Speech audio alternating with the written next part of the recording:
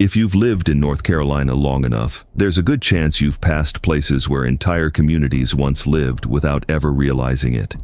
Some of the most fascinating ghost town stories in American history are scattered across this state, from mountain communities left behind to coastal towns that disappeared over time. These are 12 ghost towns in North Carolina, and number 1 is the one locals still talk about. Number 12, Diamond City, North Carolina. This is the only community in American history that was never rebuilt after a hurricane. Not because the residents gave up, but because they picked up their actual houses, loaded them onto boats, and moved the entire town to a different island.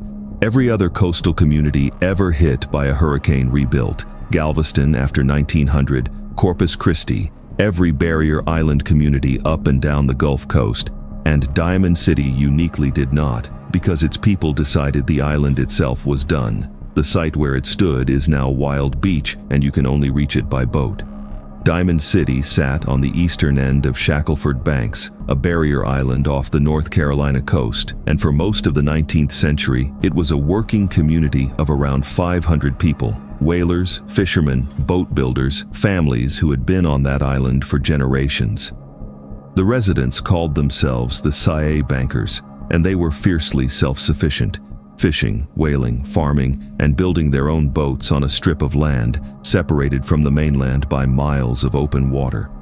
A series of storms in the late 1800s battered the island and began stripping away the forest that had protected it.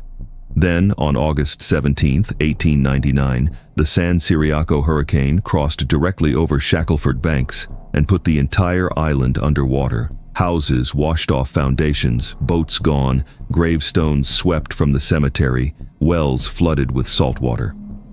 The San Siriaco was the most powerful storm ever recorded to make landfall on the North Carolina Outer Banks, stronger than anything before or since at that location, and there had been no warning at all. When the water receded, the residents made a decision. They were leaving and taking everything with them. Families cut the houses off their foundations, floated them across the water, and reassembled them on Harker's Island and in Morehead City. By 1902, every last person was gone, and nothing was left standing. No one ever came back to rebuild. Today, wild horses roam Shackleford Banks, descendants of the horses the Sia Bankers left behind, and the descendants of Diamond City's residents gather every 5 years for a homecoming on Harker's Island, still telling the stories of the island their great-grandparents floated away from. Number 11, Henry River Mill Village, North Carolina. You have seen this place before. It was District 12 in the first Hunger Games film, and the reason the production chose it is that it already looked exactly like a place where a corporation owned everything, controlled everything, and made sure the people inside it had no reason to look anywhere else. The mill shut down decades before the cameras arrived. The village had been waiting. Henry River Mill Village was built in 1905 in Burke County. A cotton textile operation that was never just a factory. It was a complete planned community where the company owned every house, every building, and every piece of land. Workers lived on the property, their children went to school on the property, and for a period they were paid not in US dollars but in dougaloos, a private currency that could only be spent at the company store. A worker earned $1 a day, and since that dollar came back as dougaloos, the company effectively recirculated its own wages while the workers never accumulated anything it didn't control. There was never running water in the village, and the children worked the looms alongside adults until the federal government passed child labor laws and the company was forced to stop. The mill closed in the early 1960s and the building burned in 1977, leaving 35 workers' houses still standing along the riverbank. Porches sagging, windows empty, the company store still at the end of the road. When the Hunger Games production founded in 2011, they barely changed a thing. The village already looked like a place that had been controlled, used, and left. 20 houses are still standing alongside the river today, and if you walk through on a quiet weekday, the line between the film set and the actual history it was chosen to represent is almost impossible to find. Number 10. Judson, North Carolina. The government flooded this town in 1944 to build a dam for the war effort. Then they promised the displaced residents a road so they could reach their family cemeteries in the hills above the water. They built 7 miles of it, ran it into a mountain, blasted a tunnel through the rock, and stopped. 74 years later, in 2018, the federal government paid $52 million to settle the lawsuit over the road they never built. Judson was a railroad and mining town in Swain County in the Great Smoky Mountains, with hotels, stores, a depot, and homes where families had lived for generations, some going back before the Civil War. The Tennessee Valley Authority seized the land under eminent domain in the early 1940s and gave residents no meaningful choice about leaving. The water rose in 1944 and Judson disappeared beneath what became Fontana Lake. The government's promise was specific. A North Shore road along the southern bank of the lake would give former residents access to their family cemeteries. The road was surveyed and partially built, then the money ran out, and it stalled. The 7 miles that exist run from Bryson City along the lake shore and end at a tunnel bored into a mountain. On the other side, nothing. Locals call it the road to nowhere. During extreme droughts, the foundations of Judson's buildings emerge when the lake drops. The tunnel is now a hiking destination. You can walk through the mountain and stand exactly where the government stopped. The $52 million settlement wasn't paid to build the road. It was paid to acknowledge it never would be. Number 9. Portsmouth Village, North Carolina. The last man on Portsmouth Island died in 1971, and the 2 elderly women who had lived there their whole lives finally packed their things and left, not because they wanted to, but because without him they had no way to get supplies from the mainland. The buildings they left behind are still standing, the furniture still inside, the church bell still working, and the only way to reach any of it is by boat. Portsmouth was established in 1753 on Portsmouth Island, just south of Ocracoke Inlet, and for nearly a century it was the most important shipping community on the North Carolina Outer Banks. Ships too large to cross the shallow inlet would stop here, transfer their cargo to smaller vessels, and those vessels would carry it to the mainland. At its peak, 2/3 of all North Carolina exports moved through this process. The town had over 680 residents by 1860, and it looked like it was going to keep growing. Then, in 1846, a hurricane tore a new, deeper inlet through the Outer Banks near Hatteras Island, one deep enough for the big ships to pass through on their own. Overnight, Portsmouth's entire reason to exist was gone. The town kept shrinking for 125 years until Henry Piggott and 2 women, Elma Dixon and Marion Babb, were the only ones left. Piggott maintained the boat that brought in all their supplies. When he got too sick to manage it and moved to Ocracoke, the women knew what it meant. When he died in 1971, they left, reluctantly, after generations on the island with no desire to go. Today, the Cape Lookout National Seashore maintains the buildings, a church, a school, a life-saving station, the general store, and several original houses with furniture still inside. Every 2 years, descendants of the original families return for a homecoming. And the church bell, not disconnected because too many tourists rang it too many times, is reconnected just for those 2 days for the people who remember what it was for. Number 8. Brunswick Town, North Carolina. This site has been burned, rebuilt on top of, captured, and abandoned, and the whole layered mess of 300 years of conflict is still sitting in a state park on the Cape Fear River, with colonial chimney stacks rising through the grass and Civil War earthworks running behind them.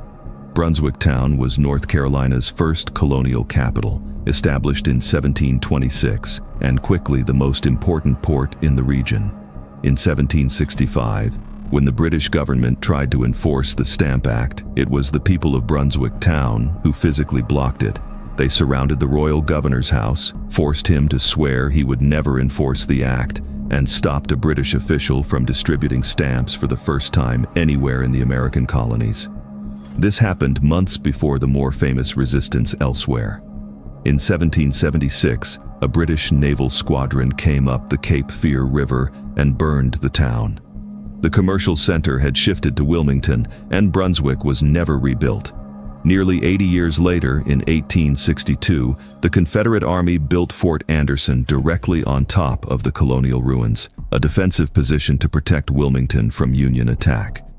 Union forces captured it in February 1865, sealing the fate of Wilmington and the Confederacy's last major supply line.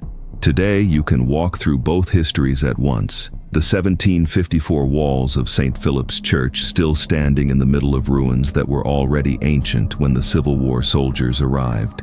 Number 7. Cataloochee, North Carolina. Before the Great Smoky Mountains National Park was created, over 1,200 people lived in Cataloochee Valley. Farmers, preachers, families whose ancestors had been in those mountains since before the Revolutionary War. The federal government displaced them to create the park in 1934.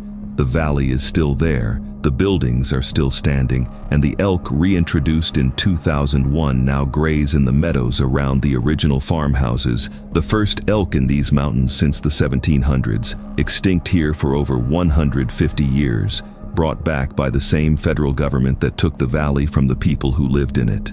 Almost nobody knows Cataloochee is in there. The valley sits tucked between ridges so high that it was always somewhat isolated. The Cherokee hunted it for centuries before the first settlers arrived in the early 1800s and found land so fertile and sheltered that the community grew steadily for over 100 years. Farms, apple orchards, 2 churches, 2 schools, a post office, and a way of life that worked entirely on its own terms. The federal government displaced roughly 6,000 people to create the park. Some sold willingly, many didn't, and several elderly residents were allowed to stay on lifetime leases and die in their homes inside it. The government promised to maintain the community buildings, and in Cataloochee, it largely kept that promise. The Palmer House still has the family's furniture inside, the same furniture left behind in 1934 because the government considered it part of the historic record. The Caldwell House and several barns and outbuildings are preserved and accessible. The drive-in is on a narrow, winding mountain road that most tourists skip. In the early morning hours, before anyone else arrives, you can stand in a meadow where elk graze 50 yards away next to a farmhouse containing someone's belongings from 90 years ago, and understand that what was taken here was not just land, but a way of living that was complete on its own terms. If this kind of story is what you watch this channel for, subscribe. We go deeper every single week. Number 6. Lost Cove, North Carolina. Lost Cove was never connected to the outside world by road, not once in its entire existence from the 1860s to 1957. The people who lived there walked in and walked out over mountain ridges that took hours each way, and they built a complete community, a farm economy, a moonshine operation, and a way of life with almost no contact with the outside world until the logging companies stripped the surrounding mountains and left the valley with nothing to sustain it. The settlement was founded in the 1860s in a deep hollow of Yancey County so rugged that the North Carolina-Tennessee border ran through it, and neither state paid much attention to what happened there. That was useful. It meant the moonshine stills operating in Lost Cove existed in a gray zone that revenue agents couldn't easily reach. The community never had electricity or telephone service. The school and the church were each a single room, and at the valley's peak around 100 people were connected to each other and largely disconnected from everything else. When the logging companies stripped the ridges by the 1950s, the isolation that had been a feature became a trap. The last families asked the state legislature for road access. The legislature said no, specifically because the cost of building a road to serve so few people couldn't be justified. The government's calculation was simple. These families weren't worth the infrastructure. The final family left on January 1st, 1957. Today, Lost Cove is in the Pisgah National Forest, reachable only by a difficult trail with multiple creek crossings. Hikers who make it find 3 original structures, a cemetery, and 67 years of silence. The chimneys still stand in the clearings where the houses used to be. Number 5. Buffalo City, North Carolina. This was once the officially designated moonshine capital of the United States. 3,000 residents, streets full of saloons, and what federal agents described as the most productive illegal distilling operation on the East Coast. At its peak, Buffalo City had over 200 working stills producing an estimated 450,000 gallons of whiskey a year, numbers that would make it a major legal distillery today. Now it is under several feet of swamp water in Dare County, and the alligators and water moccasins have claimed everything the water didn't take. Buffalo City started in the 1880s as a logging town in the Dare County interior, built around enormous stands of Atlantic white cedar in the coastal wetlands. The timber brought the population, the saloons brought the culture and the geography. Isolated marshland that law enforcement genuinely struggled to reach made the moonshine operation almost inevitable. At the height of Prohibition, Buffalo City's stills were supplying whiskey across the entire mid-Atlantic coast. When the timber ran out in the 1920s, the logging economy died with it, and when Prohibition ended in 1933, the moonshine trade lost its market premium. By 1940, Buffalo City was over. Today, the site is inside the Alligator River National Wildlife Refuge, accessible only by kayak through the cypress swamp. The old dock pilings still stick out of the water, and the original street grid is still laid out beneath the surface. The town that was once the moonshine capital of America is now only reachable by paddlers willing to share the water with things that have more teeth than they do. Number 4. Proctor, North Carolina. Most of the towns the TVA drowned in 1944 to build Fontana Dam are completely gone. Proctor is different. The upper part of the community sat above the floodline and was never demolished. So when you actually get there, you find buildings still standing, ruins with dishes still inside, tools still on the ground. Getting there is the challenge. A boat crossing on Fontana Lake at first light, the mountains rising above the water in the kind of silence that tells you immediately that you're going somewhere most people don't go, and then a long hike up Hazel Creek into the backcountry of the Great Smoky Mountains. Almost nobody makes it. Proctor was a copper mining and logging settlement on Hazel Creek in Swain County. Stores, a school, a church, a hospital, families who had been in the watershed for generations. The TVA flooded the lower portions of the community in 1944, but the buildings on the hillside above the waterline survived. What visitors find when they reach Proctor is a collection of stone foundations, the ruins of the company store, the remnants of the old bridge over Hazel Creek, and the specific feeling of a place that was left in the middle of a sentence. The dishes in the ruins aren't a metaphor. They are actual dishes. Number 3. Mortimer, North Carolina. This town was destroyed by a flood, rebuilt, destroyed by another flood, partly rebuilt, then hit by a third flood so devastating that everyone finally accepted the obvious and walked away. The Pisgah National Forest covers the site today, and most people driving the Blue Ridge Parkway an hour away have never heard of it.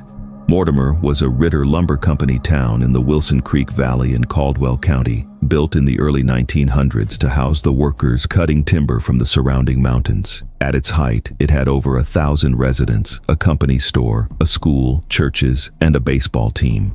The Ritter Company stripped the valley of its last usable timber around 1920 and walked away, taking the sawmill with them, leaving the workers and their families behind. Some families stayed and some came in, and the town found a second life without the company that built it. Then in 1916, floods hit. Then in 1940, a distant hurricane sent the Wilson Creek and the Johns River over their banks so violently that it wiped out buildings and took lives across the valley, making rebuilding feel impossible. Some families rebuilt the same houses in the same spots anyway. Call it stubbornness or call it faith. Then in 1943, the valley flooded again, and after the third time, nobody rebuilt, and the town never came back. The Pisgah National Forest took the land and cleared what was left. Today, hiking trails run through what used to be Mortimer's main street, and the Wilson Creek has become famous for trout fishing. The people who wade those streams are standing in the water that erased a town 3 times. Number 2. Glenville, North Carolina. Duke Power flooded this town in 1941 to build a reservoir, and some of the families who were displaced never fully accepted that what they had built was just gone. They rebuilt their lives a few miles away, close enough to see the water that covered where they grew up. When the lake drops in dry years, the foundations and old road surfaces appear at the edges, and the grandchildren come down to the shore to look, some of them holding old family photographs, matching the stone outlines in the water to kitchens and porch steps they never saw standing. Glenville had been a small farming community in Jackson County since the early 1800s. Families working the bottomland, running small businesses, living the life of a mountain valley community for over 100 years. Duke Power identified the valley for a hydroelectric project in the late 1930s, bought everyone out at prices many considered too low, and flooded it in 1941. Lake Glenville became the highest elevation reservoir in the eastern United States. The displaced families resettled in Cashiers, Silva, and Cullowhee, some just a few miles away, which made it easier to look and harder to forget. The town underneath comes back briefly in drought conditions. Foundations, road edges, the outline of a community that didn't choose to become a lake. The vacationers who rent cabins on Lake Glenville today have no idea there was a town before there was water. Number 1. Hazel Creek, North Carolina. Hazel Creek is not one town. It is an entire valley of communities. Proctor, Calhoun, Medlin, Hall, all removed by the TVA in 1944, all inside the Great Smoky Mountains National Park, all reachable only on foot or by boat through backcountry that most people never reach. It is one of the most remote places east of the Mississippi, with one of the finest wild trout streams in the country, and if you walk the trail long enough, you will start finding foundations in the forest that the Park Service has made no effort to explain or mark. The Hazel Creek communities formed in the 1840s and 1850s in one of the great mountain watersheds of the southern Appalachians.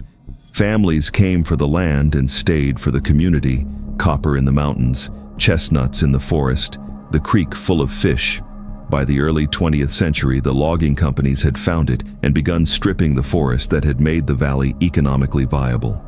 By the time the TVA arrived in 1944, the communities had already lost their best economic reason to stay. The dam just finished what the lumber operations had started. The families removed from Hazel Creek had been there for 4 and 5 generations. Some of their cemeteries held people who had never heard of the United States. They were given eminent domain notices and told to leave.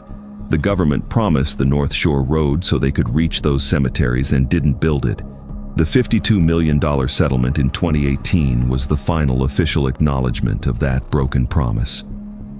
Today, Hazel Creek is a backcountry trail in the Great Smoky Mountains. The Park Service maintains the cemeteries. They made commitments to the descendants of the removed families, and they've kept them.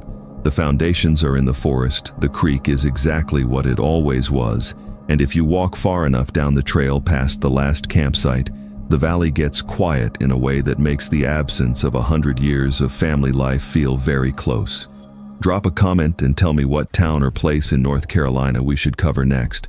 Subscribe so you don't miss the next one.